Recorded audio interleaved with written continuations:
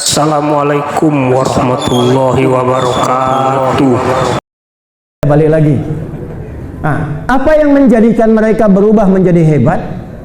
Mengamalkan isi Al-Quran dengan baik. Kuncinya satu, iman. Apa kuncinya? Itulah bedanya.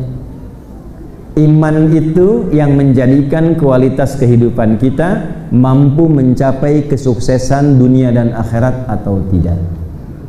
Jadi standarnya bukan berapa tinggi pangkat kedudukan, belum jaminan. Standarnya bukan berapa banyak harta melimpah, belum jaminan. Kalau standar yang dilekatkan tinggi kedudukan, tentulah Fir'aun, Namrud akan jadi orang pertama yang masuk surga. Tapi ternyata tenggelam dan sampai sekarang jasadnya utuh untuk bisa dilihat sebagai pelajaran. Kalaulah harta melimpah jadi catatan pertama untuk masuk surga, tentulah Qarun orang pertama yang akan masuk ke dalam surga. Tapi ternyata dia kena likuifasi, ditelan oleh bumi, sampai sekarang diabadikan namanya, tidak untuk ditiru. Tapi kenapa yang kita kenal sekarang seorang Abu Bakar As-Siddiq, Umar bin Khattab, Utsman bin Affan, Ali bin Abi Thalib, ternyata yang mengabadikan mereka bukan karena kedudukannya, bukan karena hartanya, tapi karena sikapnya yang dipandu oleh imannya. Pembedanya iman. Nah, untuk itulah kita belajar malam hari ini, iman bagaimana yang diinginkan oleh Al-Quran. Apa jaminan seseorang kalau imannya benar? Satu, ini kita mulai agak cepat. Quran surah ke-6 ayat ke-82. Ini dulu ya, untuk mengeceknya rata-rata imannya ini sekarang sudah sampai level mana tuh? Alladzina amanu wa lam yalbisu imanahum bidzulmin ulaika lahumul amnu wa hum muhtadun. Ayatnya alladzina amanu. Alladzina disebutkan 1080 kali dalam Al-Quran, menunjuk semua kalangan tanpa batas, bentuknya banyak. Alladzina amanu, orang-orang beriman itu baik laki-laki, perempuan, besar, kecil, tua, muda, apapun status sosialnya. Walam yalbisu imanahum bidzulmin, yang tidak terpengaruh imannya oleh perbuatan menyimpang, tidak dikotori imannya oleh perbuatan zalim, bersih imannya. Imannya bersih. Nanti kita akan tunjukkan hadis-hadis tentang ciri iman yang bersih dan ciri iman yang kena kotoran. Tandanya bagaimana nanti? Kalau iman itu bersih, kata Allah, ulaika lahumul amnu, maka mereka itu dijamin oleh Allah akan mendapatkan ketenangan dalam berkehidupan. Yang diberikan tenang dulu, diberikan rasa aman, dijaga oleh Allah. Orang beriman itu cenderung tenang. Jalan macet, lewat lembah anai macet, tenang, alhamdulillah bisa murojaah.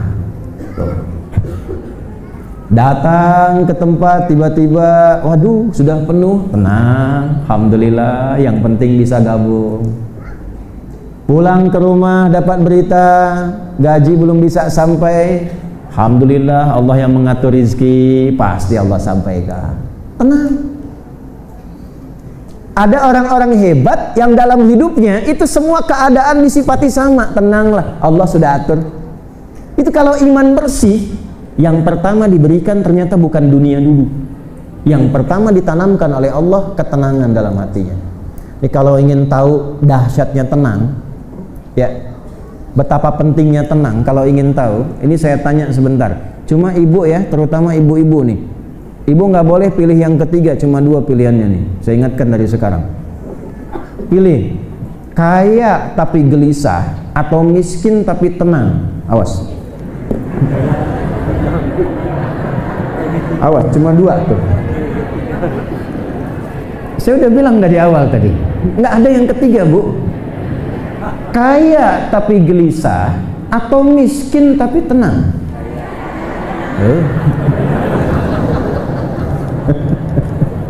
Kaya tapi tenang itu penting. Karena itu kenapa di rumah tangga sakinah didahulukan, mawaddah menyusul kemudian. Mawaddah itu kan bentuk superlatif dari maddah. Maddah itu cinta yang diwujudkan lewat pemberian materi. Suami sedang masuk hari lahirnya, milad, ulang tahun, ibu masakan makanan kesukaannya, ibu sampaikan, sayang, selamat milad ya, semoga rumah tangga kita berkah sampai akhirat ya, mohon dimaafkan kalau mama selama ini belum jadi mama yang baik, ada hadiah kecil, itu kue namanya mawaddah bu, maka cinta bersemai kembali, doa dipanjatkan, rumah tangga abadi sampai ke Jannatun Na'im ya. Bapak lihat ibu cemberut, tiba-tiba bapak sapa, ma kayaknya kenal ya, dikasih hadiah lah kemudian emas 2 kilo. Nah, pasti itu gembira lagi pak, udah itu rumus itu. Itulah mawaddah. Tapi kalau anda kaya sebesar apapun, rumahnya mewah, kendaraan banyak, tapi tidak ada ketenangan, hampa kehidupan rumah tangga. Itulah sebabnya kenapa sakinah didahulukan sebelum mawaddah. Quran surah 30 ayat 21, wa min ayatihi an khalaqalakum min anfusikum azwaja litaskunu ilaiha, sakinah, wa ja'ala bainakum mawaddah wa rahmah. Maka singkatannya samara, sakinah, mawaddah dan sakinah dulu. Sakinah mahal. Kapan sakinah itu ada? Ketika ada iman bu. Dari mana taunya? Quran surah ke-48.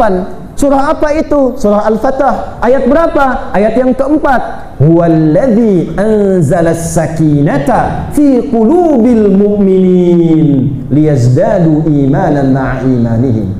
Dialah Allah yang menurunkan, menanamkan sakinah di hati orang-orang yang beriman. Jadi kalau suaminya punya iman yang bersih, istrinya imannya bersih, anak-anaknya dijaga, dirawat supaya punya iman yang baik, Allah tanamkan ketenangan sebelum kekayaan. Jadi dengan ketenangan itu rumah tangga cenderung nyaman. Jadi kalau di rumah tangga, mohon maaf sekali lagi, harta sudah banyak, mewah hidup, tapi tidak pernah mendapatkan kebahagiaan yang didambakan. Coba cek, mungkin bukan kurang banyak hartanya, bukan kurang tinggi pangkatnya, kurang iman ditambahkan di dalamnya. Ya tuh. Itulah fadilah iman. Jadi kalau iman itu sudah bersih dalam hati kita, dalam keadaan apapun diberikan ketenangan yang sangat mendalam. Itu mahal. Ada kata-kata mutiara begini, jiwa yang tenang melahirkan pemikiran dan ibadah yang cemerlang. Nah, bikin status. Sekarang orang-orang mengaji sorok berubah dari fa'ala yaf'ilu menjadi tak-takayu taktiku tiktokan. Fasbakayu fasbiku facebookan. Taba yatubu youtuban. Instagrama yanstagrimu instagraman. Senang bikin status. Dulu ketemu Buya minta doa, sekarang minta foto. Man rabbuka, inilah jemaah Ustaz tadi. Balik, satu iman. Dua, iman itu disebutkan dalam Al-Quran bila benar tertanam dalam diri kita dengan kuat. Saya ulangi, tertanam dalam diri kita dengan kuat akan memudahkan kita mengatasi berbagai masalah kehidupan. Bahasa singkatnya begini, orang beriman kalau imannya benar, bukan tidak ada masalah, tapi masalah hidupnya diringankan oleh Allah Subhanahu wa ta'ala. Diringankan. Ada masalah, sebelum dilalui, semakin tinggi imannya, semakin dimudahkan oleh Allah. Ada orang yang belum menemui masalah, saking diringankannya seakan-akan merasa tak punya masalah. Ya. Saya beri contoh begini. Tadi di Al-Fatah ayat keempat, liyazdadu imanan ma'a imanihim. Semakin ditambah imannya, semakin tambah imannya, sakinahnya tambah. Quran ke surah 6 pindah ayat ke-82 tadi. Ulaika lahumul amnu wa hum muhtadun. Semakin imannya bagus, diberikan rasa aman dan dibimbing oleh Allah, dijaga dalam menjalani aktivitas hidupnya. Ini ada Pak Polisi, Pak Tentara, dapat arahan komandan, dekat dengan pimpinan, mudah pekerjaannya. Anda dekat dengan Allah, apa yang susah bagi Allah? Karena itu Bu, Pak, kalau mendidik anak, dekatkan dulu dengan Allah dari kecil. supaya saat dewasa dia dirawat oleh Allah. Di Quran contohnya banyak, laki-laki ada, perempuan pun disebutkan. Ibu kenal Maryam? Ayo bilang kenal sekali lagi. Maryam itu kan diantara contoh konkret, suratnya ada, surah 19. Nama disebutkan dengan bintinya, wa Maryam ibnata Imran. Kisah dibuka sejak dari surah Ali Imran. Dari dalam kandungan, Bu, sudah didekatkan dengan Allah. Ibu baca di ayat ke-35 sampai 37 itu. Idh qalat imra'atu Imran, Rabbi inni nadhartu laka ma fi batni. Sejak dalam kandungan. Muharraran fataqabbal minni. Ya Allah, aku berniat ini bernazar, anak yang aku kandung ini, ya Allah, aku niatkan supaya kenal Engkau, dekat dengan Engkau, lahirnya menjadi hambamu yang solihah, yang saleh. Falamma wada'atha qalat rabbi inni wada'tuha untha. Ketika lahir perempuan, berkata ibunya Hannah, ya Allah, yang lahir perempuan. Allah menjawab, perhatikan kalimatnya, wallahu a'lamu bima wada'at wa laysa dzakaru kal untha. Allah mengetahui keistimewaan perempuan tidak sama dengan laki-laki. Laki-laki punya keistimewaan, perempuan pun punya keistimewaan. Jadi jangan gelisah, ibu ingin laki-laki bisa lahir perempuan, ingin perempuan bisa lahir laki-laki. Apa yang Allah sampaikan? Allah lebih tahu hikmahnya untuk melengkapi kebahagiaan kehidupan rumah tangga orang tua itu. Jadi mohon saya berikan rahasia penting ya. Tolong jaga. Ini rahasia di antara kita saja malam ini. Setiap anak yang lahir itu menyempurnakan sifat kedua orang tuanya. Jadi suami punya kekurangan, disempurnakan oleh istri. Istri punya kekurangan, disempurnakan oleh suami. Itu Quran surah 4 ayat 19 tuh dalilnya. Nanti suami istri sama-sama punya kurang, disempurnakan sifat itu oleh anak. Bapak ibu ini tidak tahu yang bisa menyempurnakan ini yang laki-laki atau perempuan. Kadang berharap laki-laki keluar perempuan, kadang berharap perempuan keluar laki-laki, kadang ingin cepat jadi lambat, kadang ingin lambat ditunda-tunda jadi cepat. Ada hikmah yang banyak. Nah, tapi di antara sekian hikmah ini, kalau sudah lahir cepat dekatkan dengan Allah. Wa inni sammaituha Maryam, aku beri nama dengan Maryam, artinya yang dekat, yang kenal, yang dijaga oleh Allah, kurang lebih demikian. Jadi nama itu menentukan perjalanan hidup. Kasih nama yang baik-baik supaya di dunianya bagus, di akhirat dipanggilnya pun enak. Abdullah, Abdurrahman, hamba Allah. Dinamakan Abdurrahman, bagaimana bisa disiksa di neraka? Abdurrahman. Malaikat mau nyiksa di neraka, namanya Abdurrahman, bagaimana disiksa? Hamba Allah yang penyayang, hamba Allah yang penyayang disiksa di neraka, malaikat malu nyiksanya. Masa mau nyiksa hamba Allah? Kasih nama yang baik, cuman jangan permalukan nama itu di hadapan Allah. Namanya Abdurrahman, kelakuan Abu Jahal, repot. Balik, berikan nama yang baik sebagai doa. Setelah itu apa? Wa inni, nah ini poinnya, u'idzuha bika wa dzurriyyataha minasyaitonir rajim. Maka dia dekatkan Maryam dengan Allah, dia naikkan imannya. Pertama diisi dengan doa supaya dilindungi oleh Allah dari syaitan. Nanti kalau saya ke Payakumbuh lagi insyaallah ya, kita belajar khusus fikih setan. Belum ada kan? Itu. Ini santi-santi yang belajar, coba belajar ala Hudzaifah al-Yamani. Hudzaifah itu suka belajar lawannya. Kalau yang lain belajar surga, beliau nanya neraka. Kalau yang satu nanya nikmat kubur, yang ini nanya siksa kubur. Sahabat lain protes, kamu ini ngeyel, kamu ini beda sendiri. Maka kata Hudzaifah, bukan begitu. Kalau anda nanya surga, tahu amalannya, tapi tak tahu tentang jebakan neraka, bisa terjebak nanti. Kita hafal malaikat, dibikin lirik yang 10 dari Jibril sampai dengan Ridwan, tapi nggak pernah tahu tentang setan, bisa kejebak. Ini DKM masjid, nggak tahu kan kalau ada setan masjid? Setan masjid itu penunggu masjid, yang digoda pertama kali DKM, Pak, bukan jamaah. Ya, ada setan penggoda orang sholat, dia berdinas, mulai tugasnya saat anda takbir. Kalau nggak tahu ini, anda dibikin menghayal biasa. Seakan-akan khusyuk. Kalau mau sholat itu bisa khusyuk, Bu, siap-siap. Begitu takbir dia mulai tugasnya. Kata Nabi kama qala wa idza kabbara fayaqulu syaitanu udkur kadza udkur kadza. Maka ketika Anda mulai bertakbir, setan tadi mulai menggoda, dimasukkan ingatan ke dalam kepala kita. Ingat ini ya, ingat itu ya. Maka Anda bisa mengingat apa yang tidak ingin Anda ingat. Tadi waktu takbir Isya, Anda kan tiba-tiba langsung berpikir saya kan, ustadznya datang nggak nih? Jam berapa nih? Kajiannya ada nggak? Bisa demikian terjadi. Sab yang mana yang bisa saya dapatkan? Bisa demikian tuh setan. Hatta la yas'ural musalli kam raqatan yusalli. Sampai nanti ada orang yang lupa, tidak sadar berapa rakaat sedang menunaikan salatnya. Setan.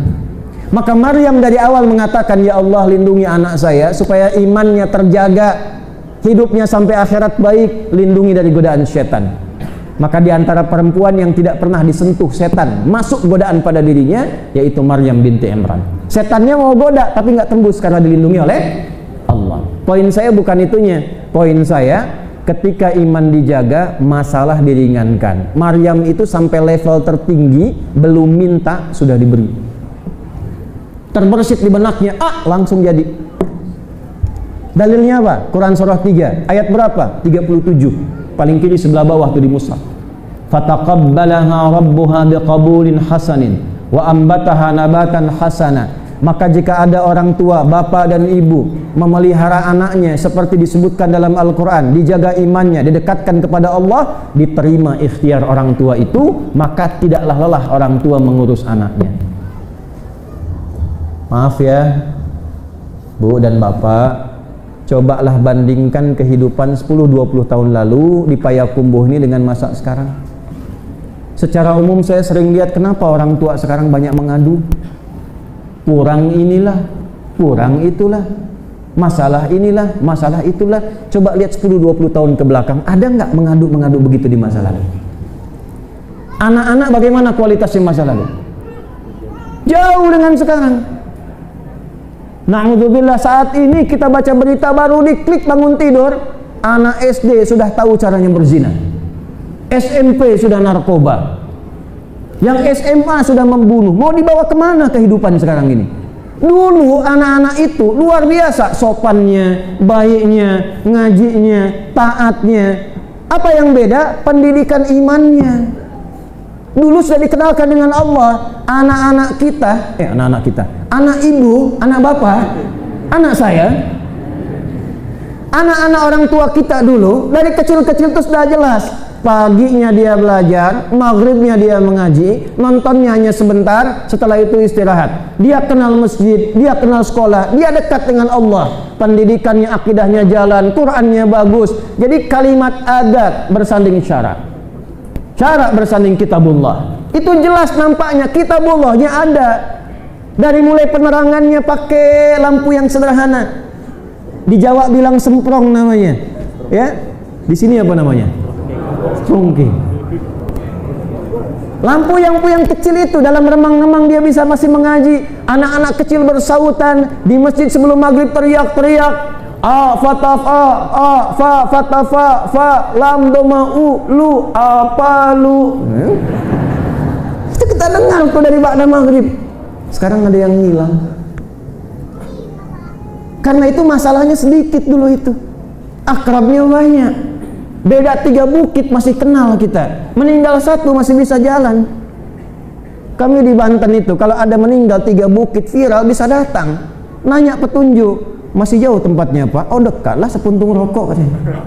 Terus 2 bukit masih jauh Pak, dekat sepuntung rokok. Rupanya rokok tuh nggak dibakar-bakar, disimpan lah di sini. Tapi akrabnya luar biasa. Sekarang berubah. Cek imannya. Maka jika ikhtiar telah dilakukan, diterima dari kedua orang tua itu. Makanya dari kecil, lihat rumusnya.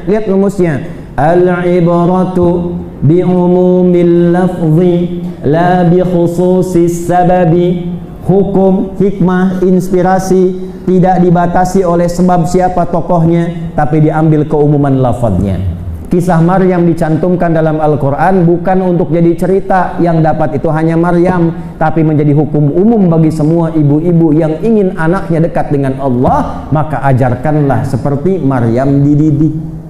Bagaimana rumusnya? Turunlah pelajaran-pelajaran iman dari Nabi sallallahu alaihi wasallam. Kalau itu dilakukan, wa kaffalaha Zakaria, titipkan pada guru yang soleh yang baik. Guru ngajinya di Istiqlal mesti ada, di sekolah SD itu ada SD 4 di sini tuh Payakumbuh. Di sana ada SD yang lain, sekolah yang dekat, kenalkan dengan Allah. Ingin iman dijaga tapi di sekolah nggak pernah latihan sholat, tidak dikenalkan baca Al-Quran. Kalau sudah dekat dengan Allah, kullama dakhala 'alaiha Zakaria al-mihraba wajada 'indaha rizqa. Ciri satu, mau apapun Allah mudahkan. Maryam itu Pak, mau makan, sebelum pamannya Zakaria hidangkan sudah ada makanan. Buah yang bukan musimnya sudah ada. Bukan musim anggur, ada anggur. Pamannya tanya, ya Maryamu anna laki hadza. Zakaria tahu ini anugerah Allah, tapi untuk memastikan ini lisannya ada iman nggak di lisannya. Maryam, dari mana semua ini? Kata Maryam, perhatikan baik-baik. Orang tua yang mengenalkan anak kepada Allah sejak dini, maka yang keluar kalimat tauhid di lisannya. Maryam, dari mana semua ini? Qalat huwa min indillah. Paman, semua dari Allah. Allah. Dulu viral di YouTube, anak kecil mau disuntik. Karena takutnya disuntik, dia berkata, astagfirullah, ya Allah, astagfirullah, taubat ya Allah. Yang keluar Allah. Sekarang mau disuntik, ya tayo, ya tayo. Bapaknya harus beli mainan dulu, ibunya harus tontonkan dulu. Kenapa? Karena didekatkannya bukan dengan nilai keimanan, ketenangan, kemudahan dalam hidup. Ketiga, ini mukadimah terakhir. Kan tadi pengen sampai subuh, salah sendiri dong. Yang ketiga, dunianya mudah, hidupnya tenang, di akhirat pun dijamin masuk surga. Ini yang sampaikan Allah. Di akhirat dijamin masuk. Kalimat surga pertama dalam Al-Quran dibuka dengan iman. Al-Baqarah ayat 25. Quran surah kedua ayat 25, paling atas sebelah kanan di mushaf. Wa basyiril ladzina amanu. Nah itu ya. Muhammad berikan kabar gembira. Mohon agak sabar sedikit, saya detilkan. Di Quran itu ada istabsyara, ada basyara. Itu berbeda. Kalau istabsyara, biasanya orangnya sudah meninggal, memberi kabar, tapi tidak sampai secara langsung. Contoh Ali Imran ayat 169 sampai 171. Ada orang soleh meninggal, lalu punya keinginan memberi kabar pada keluarganya. Ada yang masih menangis, ada yang sedih. Dia mengatakan, kamu jangan nangis, tak usah sedih. Saya di sini lebih enak, lebih nyaman. Kalau bisa cepat nyusul ke sini. Di sini lebih nikmat dibanding hidup kamu sekarang. Wala tahsabanna alladhina qutilu fi sabilillahi amwata bal ahya'un 'inda rabbihim yurzaqun. Jangan dikira orang yang hidupnya meniatkan pekerjaannya sebagai ibadah, dagangnya sebagai ibadah, bisnisnya sebagai ibadah, mengajarnya karena Allah, berdinas berseragam karena Allah. Meninggal, itu ketika meninggal diberikan rezeki melimpah di alam kuburnya karena sifat ibadahnya. Farihina bima atahumullahu min fadlih wa yastabshiruna, bukan yubasyiruna tapi yastabshiruna. Dan mereka kalau mampu ingin memberi kabar pada yang hidup, ya, alladzina lam yalhaqu bihi min khalfihim, alladzina lam yalhaqu bihi min khalfihim, yang belum meninggal. Alla khaufun alaihim wa lahum yahzanun. Jangan sedih ya, jangan banyak menangis. Saya di sini sudah nikmat, sudah enak. Kalau bisa cepat nyusul ke sini. Di sini lebih nikmat dibanding kehidupan kau sekarang. Yastabsyiru. Tapi kalau yubasyiru, basyara, yubasyiru, kata perintahnya basyir, jamaknya basyiru. Itu artinya yang nyampaikannya masih ada, ditujukan pada yang masih hidup. Nabinya masih hidup, diminta menyampaikan pada umatnya sampai kapanpun yang masih hidup. Walaupun nabinya meninggal, tapi pesannya tetap sampai pada yang masih hidup. Untuk kita. Wa basyiril ladzina, Allah perintahkan Muhammad berikan kabar gembira kepada semua orang yang amanu, memiliki iman dalam dirinya. wa amilus salihati, dan dia buktikan imannya, dia kuatkan, dia jaga dengan banyak mengerjakan amal saleh. Annalahum jannatin tajri min tahtihal, maka iman dan amal saleh itulah yang menjamin dia masuk surga dengan segala kenikmatannya. Jadi kalau Bapak Ibu ingin mudah hidup dunia, ingin bahagia, ingin sukses, kuncinya iman. Kalau ingin masuk surga, kuncinya apa? Iman. Nah, sekarang kita masuk ke materi intinya. Mohon izin saya agak sedikit lambatkan supaya mudah memahaminya. Bagaimana menguatkan iman itu supaya bisa mencapai apa yang tadi telah kita harapkan. Baik. Yang mau masuk surga bolehlah angkat tangan. Nah, turun dulu. Yang surganya ingin surga Firdaus bisa angkat tangan. Yang ingin bersama Nabi, Masya Allah. Yang amal solehnya merasa sudah banyak, yang merasa banyak salahnya angkat tangan. Masya Allah, luar biasa. Adam itu salahnya satu, keluar dari surga. Anda ngaku salahnya banyak, pengen masuk surga Firdaus lagi ya. Tapi inilah rahmannya Allah khususnya kepada umatnya Nabi Muhammad Sallallahu Alaihi Wasallam. Taubatnya bisa di mana saja, dalam keadaan apa saja. Ya, dulu zamannya Nabi Adam taubatnya mesti ke Mekah, makanya jalan Nabi Adam dari India ke Mekah, Hawa dari Jeddah ke Arafah. Ya, sampai zaman Nabi Musa, di zaman Nabi Musa taubatnya harus mengeksekusi dirinya, saking bandelnya itu, eksekusi. Kalau ada sobek, ada najis, sobek bajunya. Zaman kita sekarang Masya Allah najis, tinggal dicuci. Makanya kalau ada yang orang suka pakai baju bolong-bolong, patut dipertanyakan, jangan-jangan umat Nabi Musa nyasar ke sini.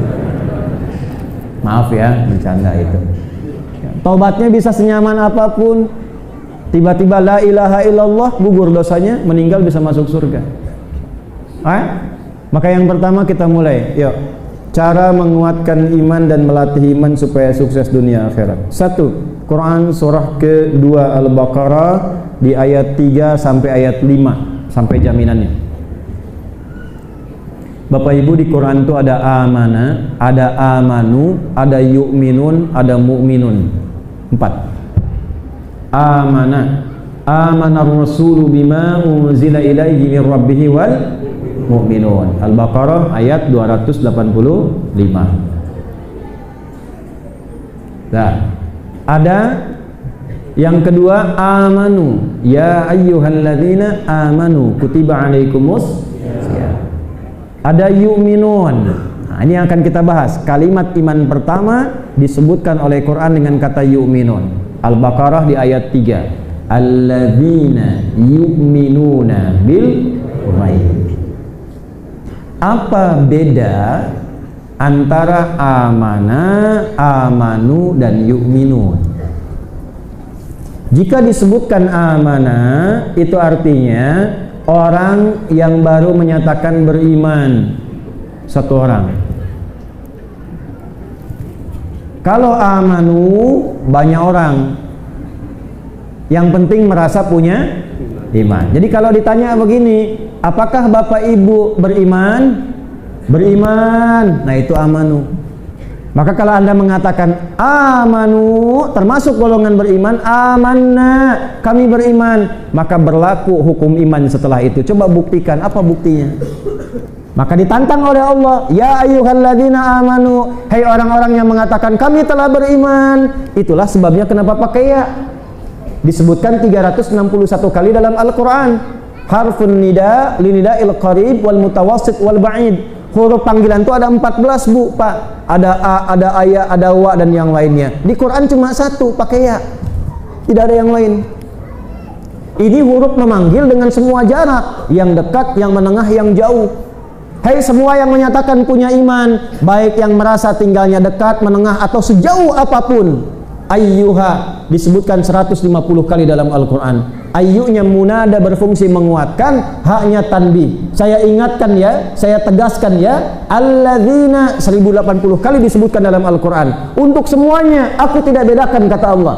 Mau kamu merasa kaya, merasa biasa, pejabat atau rakyat, siapapun laki-laki perempuan, sepanjang mengatakan amanu, telah beriman, amanna, kami beriman, kata Allah, buktikan imanmu sebagai berikut. Kutiba alaikumus syiyam, coba puasa. La yasal qaum min qaum, jangan saling mencela. Karena itu rumusnya, kalau ada ayat dibuka dengan ya ayyuhalladzina amanu, maka informasi setelahnya itu mengukur tingkat iman kita. Kalau ada orang mengaku beriman tak mau puasa, imannya bermasalah. Sebaliknya, ada orang mengaku beriman pandai mencela, sering berbuat maksiat, ada masalah dalam imannya. Nah, untuk menguatkan iman itu supaya meningkat amal solehnya, supaya baik pribadinya, ditinggal maksiatnya, maka rubah kalimatnya dari amanu menjadi yu'minun. Jadi yu'minun itu latihan untuk meningkatkan iman. Karena itu pakai fi'il mudhari. Kalau orang Inggris mengatakan begini, present, continuous, and future. Sekarang terus berlangsung sampai kembali ke akhirat, kembali kepada Allah Subhanahu wa ta'ala. Ini saya tuliskan sebentar ya. Ibu itu yang duduk di belakang, yang berdiri sampai ke belakang. Maaf, ini saya mau tulis di sini, kelihatan? Iya, memang belum saya tulis. Kalau kelihatan hebat Ibu. Ya, saya tulis dulu baru kelihatan. Kalau belum saya tulis Ibu udah kelihatan, Ibu imannya kuat sekali. Wah ya. Nah, sekarang lihat sini. Ini rumus menguatkan iman dari Al-Quran. Nanti kita ambil sunnahnya. Cara menguatkan iman alladzina yu'minun.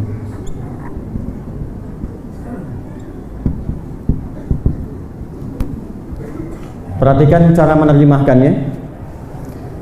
Adapun orang-orang takwa yang hebat itu ialah orang-orang yang mau meningkatkan imannya bil ghaibi, kepada Allah walaupun Allah tak tampak dalam pandangannya. Lihat, kita tak bisa melihat Allah sekarang di dunia. Nanti di akhirat kenikmatan tertinggi itu bukan masuk surga. Kenikmatan tertinggi itu saat kita mampu menatap Allah tanpa hijab. Itu ada di Quran surah Al-Qiyamah ayat 25 sampai 26 itu. Wujuhu yawma idzin nadhirah ila rabbiha nadhirah. Ada orang yang wajahnya berbinar-binar, bercahaya, gembira. Bukan karena masuk surganya, karena diperkenankan oleh Allah menatap Allah tanpa hijab. Sekarang gaib, tak nampak, tapi ditampakkan, diperlihatkan, dirasakan semua jenis kekuasaan dan keagungannya, supaya kita meyakini bahwa Allah benar-benar wujud, mujidul wujud. Jelas? Bagaimana cara meningkatkan iman itu kepada Allah? Perhatikan kalimatnya. Satu, nah ini amalan-amalannya. Nanti surga pintunya akan dibuka dengan amal-amal ini Pak Ibu. Pintu surga itu bentuknya semua amal soleh. Jadi kalau ingin masuk surga, kuncinya Allah sudah kasih lewat satu kalimat dari Nabi. Miftahul jannati, kata Nabi, la ilaha illallah. Pintu surga itu la ilaha illallah kuncinya. Tapi kunci ini Anda mesti tahu dibukanya di pintu yang mana. Jangan sampai punya kunci tapi tak tahu pintunya, sehingga kuncinya itu tidak bisa digunakan. Kunci hotel dibuka untuk buka kunci rumah, bisa tidak?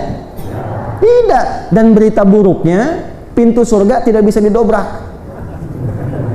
Awas tuh. Fa idza dakhaluhu ughliqa, kalau sudah pemiliknya masuk ditutup rapat, bukan pakai ghallaqa tapi ughliqa. Kalau ghallaqa tutupnya pelan-pelan sampai rapat.